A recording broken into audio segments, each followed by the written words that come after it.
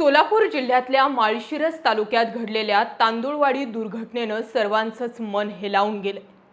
15 भाविकांची पिकअप थेट विहिरीत कोसळल्यानं त्यातील तब्बल 8 जणांना जलसमाधी मिळाली। या 4 बालकं आणि 4 महिलांचा समावेश होता।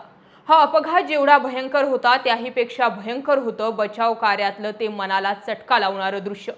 अपघातानंतर विहिरीत पडलेल्या लोकांना बाहेर काढलं जात होतं तेव्हा एकाच्या हातात अवघ्या 6 महिन्याचं तान्हुलं दिसलं।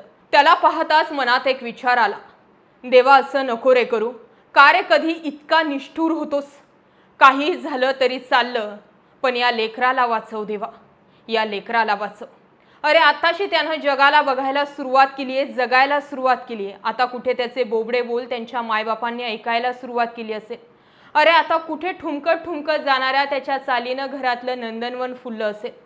पण नाही, काळ इतका क्रूर असतो की त्याच्या समोर कुणाचं काहीही चालत नाही। बचाव कार्यात या तान्हुल्याला उचलून बाहेर काढलं जात होतं तेव्हा त्यानं खाली मान टाकली आणि मनात एकच विचार आला, या निष्पाप बाळासह 8 लोकांच्या बळीला जबाबदार कोण? अपघातातील लोक देवदर्शन घेऊन आपापल्या घराकडे निघाली होती। मूर्तीत देव शोधायला निघाल्या या लोकांना मात्र तांदूळवाडीतल्या ग्रामस्थांमध्येच खऱ्या अर्थानं देव दिसला। अपघातानंतर क्षणाचाही विचार न करता पटापटा विहिरीत उड्या घेऊन बचाव कार्यात उतरलेल्या या ग्रामस्थांना खरोखर देवदूत म्हणावं लागेल। तब्बल 7 लोकांना जीवनदान देऊन त्यांना जीवाची पर्वा न करता बाहेर काढणाऱ्या त्या इरफान मुजावरला देखील तेवढाच मानाचा मुजरा करावा लागेल। त्याच्यासोबत स्वप्नील कदम, किरण दुधाट, तुकाराम कर्णकर, धायगुडे, दादा माने, हेगडे ड्रायव्हर, हनुमंत रणदिवे, सौरभ कुळी, महादेव कदम, धनाजी तानाजी कदम आणि बचाव कार्य करणाऱ्या यांच्या इतर सहकाऱ्यांचंही मनापासून कौतुक। तांदूळवाडीत काल जे हत्याकांड घडलं, होय याला अपघात नव्हे हत्याकांडच म्हणावं लागेल। कायद्याच्या भाषेत सदोष मनुष्यवधाचा गुन्हा वगैरे वगैरे गुन्हे दाखल करण्याचा सोपस्कार होतच राहील, पण प्रशासनाचा नाकर्तेपणा आणि अनास्थेमुळे आज ज्या 8 लोकांचा हकनाक बळी गेलाय याला हत्याकांड नव्हे तर काय म्हणावं? 5 लाखांची तुटपुंजी नुकसान भरपाई देऊन सरकार 5 लाखात जीव विकत घेऊ पाहतंय का? हा खरा प्रश्न आहे। हा केवळ एक अपघात नाही तर प्रशासकीय बळीच म्हणावा लागेल। पंढरपूर तालुक्यातल्या रान्नी गावचे रहिवासी असलेले 15 भाविक म्हसवड येथील सिद्धनाथच्या यात्रेवरून दर्शन घेऊन अत्यंत समाधानानं घरी परतत होते।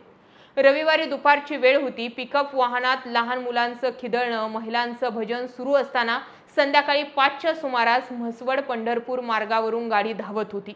तांदूळवाडी गावानजीक पोहोचता चालकाचं वाहनावरील नियंत्रण सुटलं आणि गाडी रस्त्यावरून वेगानं घसरत थेट शेतातील एका भल्या मोठ्या आणि काठोकाठ भरलेल्या विहिरीत कोसळली। सर्वात दुर्दैवी बाब म्हणजे या धोकादायक विहिरीला कोणतंही संरक्षक असं कुंपण किंवा उंच सिमेंटचा कठडा नव्हता। क्षणात ती भली मोठी गाडी पाण्यामध्ये 200 फूट खोल अथांग गर्तेत गडप झाली। गाडी पूर्णपणे पाण्यात उलट्या अवस्थेत बुडाल्यानं प्रवाशांना बाहेर पडण्यासाठी 1 सेकंदाचाही अवधी मिळाला नाही। पाण्याच्या दाबामुळे गाडीचे दरवाजे उघडणं अशक्यच होतं। गाडी पाण्यात कोसळतानाचा तो अंगावर काटा आणणारा आवाज जवळच असलेल्या ग्रामस्थांनी ऐकला। काहीतरी भीषण घडलंय याची चाहूल त्यांना लागली।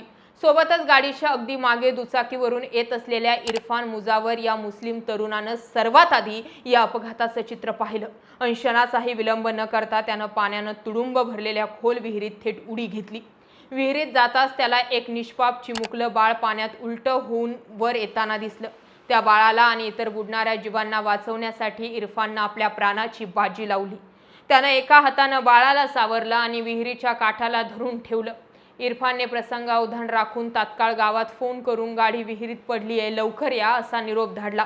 एकाच वेळी तब्बल 4 ते 5 भाविकांचा जीव पाण्यातून खेचून बाहेर काढणं वाटतं तेवढं सोपं काम नाही।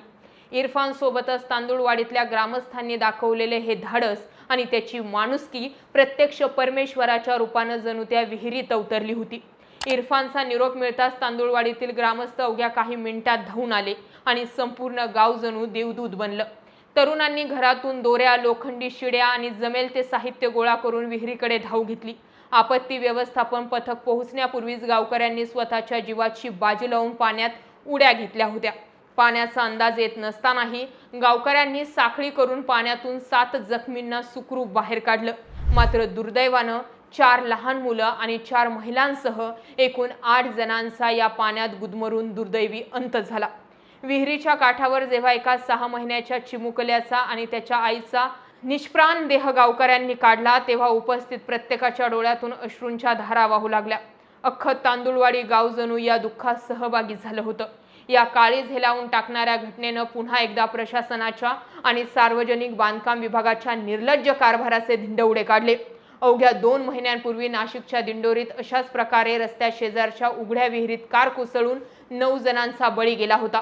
एका निष्पाप कुटुंबाचा जिथे अंत झाल्यानंतरही रस्ते सुरक्षा मंडळाने किंवा स्थानिक प्रशासनाने यातून कोणताही धडा घेतला नाही। तांदुळवाडी येथील याच विहिरीपासून अवघ्या 200 मीटर अंतरावर 15 दिवसांपूर्वीच एक अपघात झाला होता। तरीही रस्ते विकास महामंडळाचे डोळे उघडले नाहीत। हायवेच्या इतक्या जवळ असलेल्या धोकादायक विहिरी उघड्या कशा राहू शकतात? केवळ तपास करू आणि दोषींवर कारवाई करू एवढीच पोकळ आश्वासने देणारे अधिकारी या निष्पाप 8 जणांच्या मृत्यूचे खरे जबाबदार आहेत।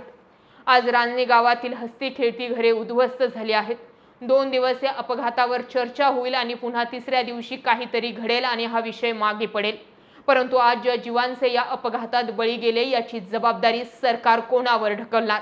विहिरी मालकावर की प्रशासनावर? राज्यात सध्या अपघातांची मालिका सुरू आहे। कधी रस्ते अपघात तर कधी अशा प्रकारे सरकारी अनास्थेचे बळी ठरून रोज लोक किड्या मुंग्यांप्रमाणे मरतायत। लोकांचे जीव कवडीमोल झालेत। मरण सोपं आणि जगणं महाग झालंय।